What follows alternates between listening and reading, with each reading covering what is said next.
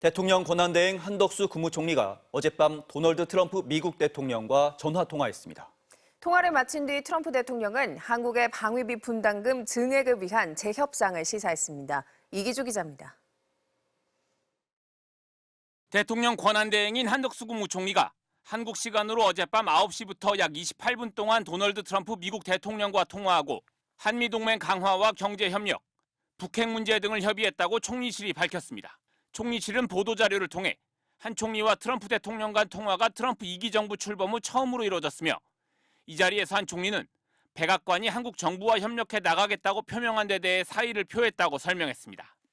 방위비 재협상이나 상호 관세 문제 등에 대해선 구체적인 설명 대신 양측이 군사동맹에 대한 분명한 공약을 재확인하고 의견을 교환했다. 무역 균형을 포함한 경제협력 분야에서 장관급 협의를 계속해 나가기로 했다. 조선과 LNG, 무역 균형 등 3대 분야에서 한 차원 높은 협력 의지를 강조했다라고만 전했습니다. 한 총리는 통화에 앞서 진행된 CNN과의 인터뷰에선 미국의 상호관세 부과에 한중일 공동 대응은 하지 않을 것이며 맞서지 않고 협상할 것이라고 말했습니다. In a very cool way assess what this kind of 25% means for us, and we should, in a very cool way, should negotiate with them. 트럼프 대통령은 한국의 방위비 분담금 증액을 위한 재협상을 시사했습니다. 트럼프 대통령은 통화를 마친 뒤 SNS에 거대하고 지속 불가능한 한국의 흑자, 관세, 그리고 한국에 제공한 대규모 군사적 보호에 대한 지불 등을 논의했다고 밝혔습니다.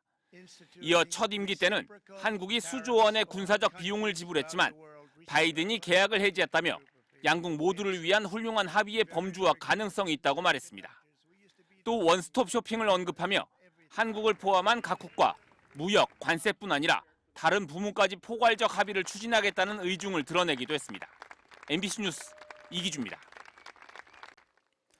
백악관이 각 나라와의 향후 관세 협상에서 동맹을 우선하겠다는 입장을 밝혔습니다.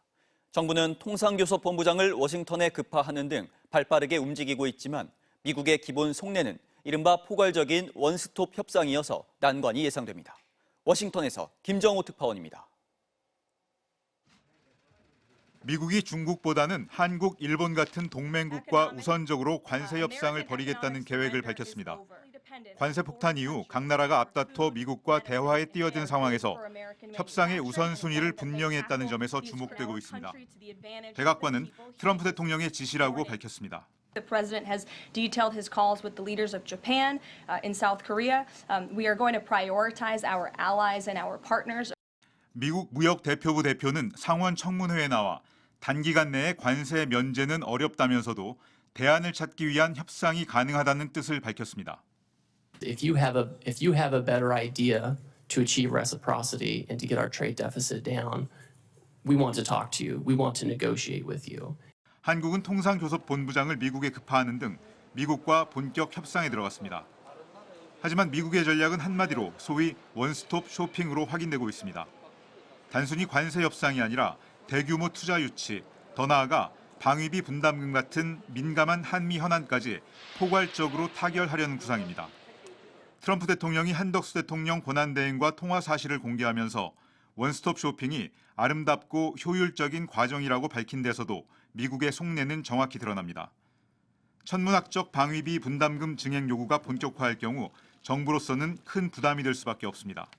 트럼프 대통령이 하신 이제 최적의 조건이라는 그거는 뭐 미국의 해석이고 서로가 그 간격을 좁히는 노력을 할 겁니다. 트럼프 대통령은 이달 말 취임 100일을 앞두고 있습니다. 정책을 쏟아내고 성과를 만들어내는 이른바 홍수 전략에 주력하고 있는 시점이라 미국의 공세적인 협상 전략을 막기가 쉽지 않은 상황입니다. 워싱턴에서 MBC 뉴스 김정호입니다.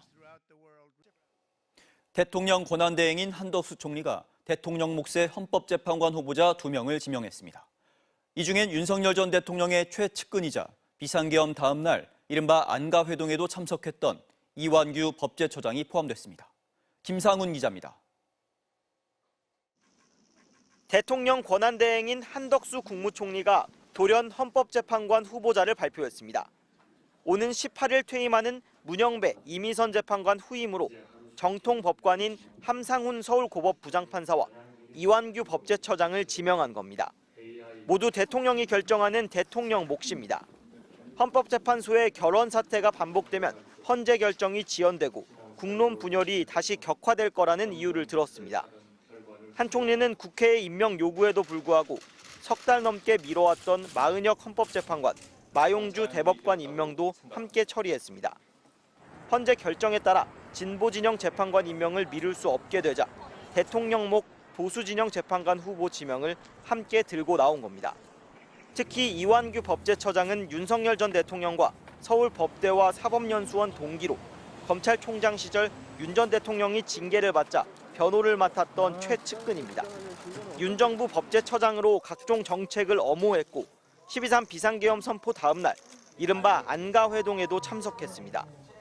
엄중한 시기에 큰 책임감을 느끼고요. 후속 절차를 잘 준비하겠습니다. 국회와 진보 진영은 거세게 반발했습니다. 우원식 국회의장은 인사청문 요청을 받지 않겠다고 선언하면서 한 총리의 사과와 지명 철회를 촉구했습니다. 더불어민주당과 조국혁신당 등은 국민이 선출한 대통령의 고유 권한을 임시직인 총리가 위헌적으로 행사했다고 비판했습니다. 대통령이 된 것으로 착각한 것 같습니다. 토끼가 호랑이 굴에 들어간다고 호랑이가 되는 건 아니죠. 특히 이 처장이 윤 전 대통령 개인 로펌이자 호위 무사였고 내란 공범 수사 대상이라고도 강하게 반발했습니다. 민주당은 즉각 헌재에 권한쟁의 심판과 가처분 신청 등 법적 대응을 예고했습니다. 국민의힘은 좌편향적인 마은혁 재판관 임명은 잘못된 일이지만 이완규 처장은 그야말로 미스터 법 질서라고 옹호했습니다. MBC 뉴스 김상훈입니다.